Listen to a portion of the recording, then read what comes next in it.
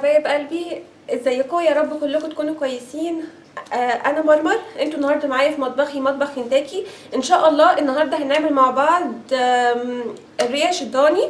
هنشوي الاكله ديت حلوه جدا، وان شاء الله هنعملها بطريقه سهله جدا جدا.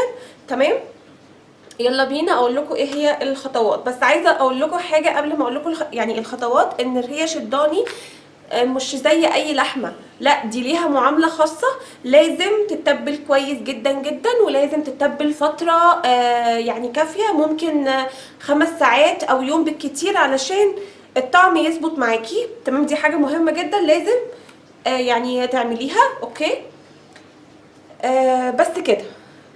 دلوقتي هقول لكم ايه هي المقادير. ديت لحمه ضاني، تمام، ريش سوري ضاني متقطعه عند الجزار بالشكل ده. تمام، معانا بصل مفروم. انا عملت 5 بصلات لان الريش الضاني بتحب البصل الكتير، فكتري البصل 4 5. تمام، ومعانا طماطم مفرومه. انا بشراها سوري، يعني مش في الخلاط، لا انا بشراها علشان عايزاها تكون تخينه. تمام، او الصوص تقيل بتاعها. ومعانا طبعا ليمون. ومعانا هنا ايه؟ معانا هنا ملح وفلفل وزعتر ودبس الرمان. لازم لازم دبس الرمان، لان الريش الضاني بتليق جدا مع دبس الرمان. فدي حاجه يعني اساسيه. ومعانا طبعا العسل. خديها قاعده في حياتك، لو هتستخدمي دبس الرمان استخدمي معاه العسل لازم، علشان الطعم يظبط. اوكي، واخر حاجه زيت. تمام، بس كده حبايبي. المكونات سهله جدا. هسيبكم دلوقتي علشان نروح نتبل الخلطه الحلوه دي مع بعض. فيلا بينا. دلوقتي يا بنات هنعمل الخلطه. تمام، اول حاجه هنحطها البصل بتاعنا. انا كنت بشراه سوري، كنت ضرباه في الخلاط ضرب يعني خشن شويه، مش ناعم قوي. تمام، يعني لسه فيه الروح. خلاص. وبعد كده هننزل بالطماطم المبشوره. وبعد كده هنحط الفلفل الاسود. عايزه اقولك ان الريش الضاني بتعشق الفلفل الاسود، فحطي فلفل اسود حبه حلوين يعني. وشويه ملح كده بالشكل ده. وطبعا زعتر، حبه زعتر حلوين، الكميه اللي انتي حباها يعني. تمام، بعد كده هنحط دبس الرمان. قولي مثلا هنحط معلقتين كبار. تمام، بالشكل ده.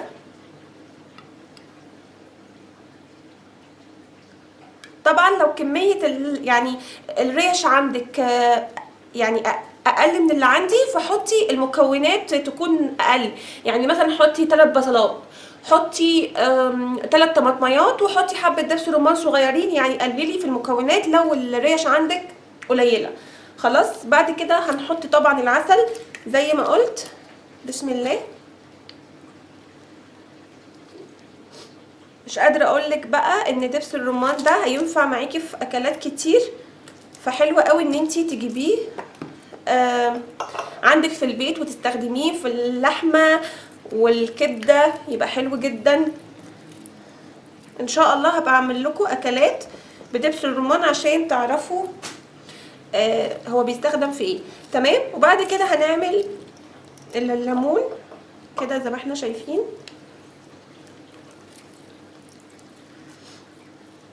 احلى حاجه في الاكله ديت ان احنا هنشويها مع بعض، فدي هتبقى حاجه مختلفه.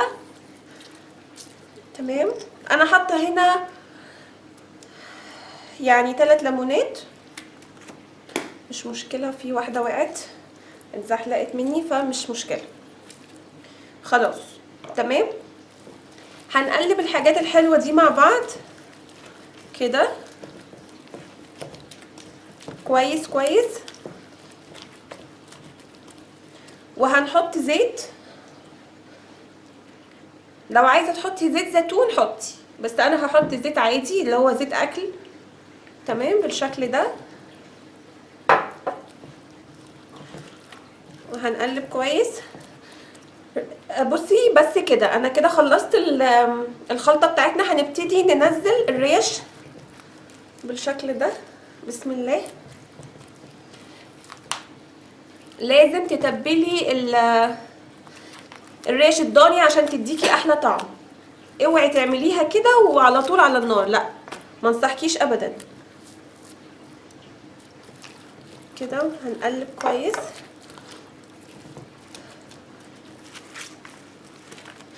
تمام. انا دلوقتي هروح بقى هحط الكميه ديت وبعد كده هرجع لكم تاني في الاخر علشان تبصوا عليها بصه. بس كده حبايبي انا كده تبلتها كويس جدا جدا. تمام زي ما انتوا شايفين.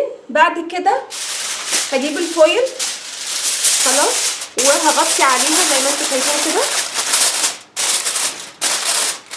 وهدخلها الثلاجه. تمام عشان ان شاء الله بكره هنشويها مع بعض.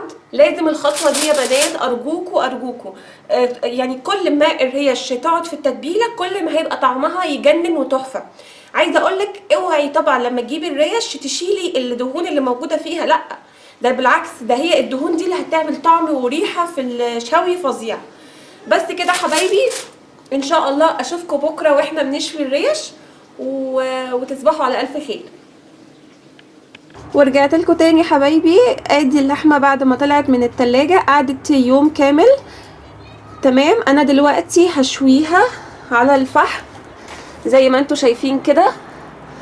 تمام هحط دلوقتي اللحمه على الفحم وبعد كده هرجع لكم تاني عشان تبصوا عليها وهي بتتشوي. بصوا حبايبي انا حطيت اللحمه خلاص على الشوايه، او جوزي بمعنى اصح هو اللي حطها عشان جوزي النهارده معايا في الفيديو هو اللي بيشوي، فهو النهارده منورنا بقى في الفيديو يعني هيكون ضيف عزيز علينا كلنا.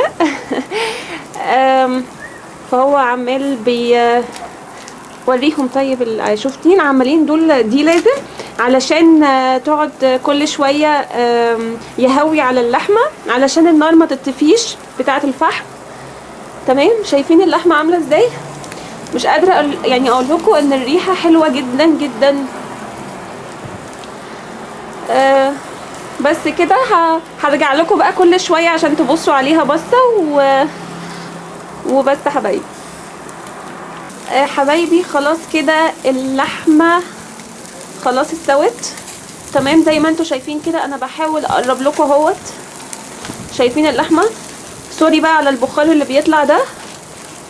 تمام انا برضو يعني بعد ما نطفي عليها خالص هبقى اوريها لكم في الاخر برضو عشان تكون واضحه اكتر. مش قادره اقول لكم متعه بجد والله متعه بجد. الشوي ده حلو قوي. فهروح بقى هطفي عليها وبعد كده هرجع لكم تاني حبايبي. وهو ده الطبق بعد ما خلص يا بنات. عايزه اقول لكم طعم الريش يجنن. هقول لكم دلوقتي نصيحه بسيطه لما تيجوا تشووا الريش او ايا كان لحمه او حتى فراخ، يا ريت بلاش يعني تقلبوها كتير على الشوايه علشان تستوي يعني كويس. سيبيها على اول وش 10 دقايق ربع ساعه وبعد كده قلبيه. تمام دي اهم نقطه لازم تخلي بالك منها. بس كده يا رب يكون الفيديو حلو وعجبكم. جربوها وان شاء الله هتعجبكم. اشوفكم ان شاء الله في فيديو جديد وبموت فيكم. باي باي.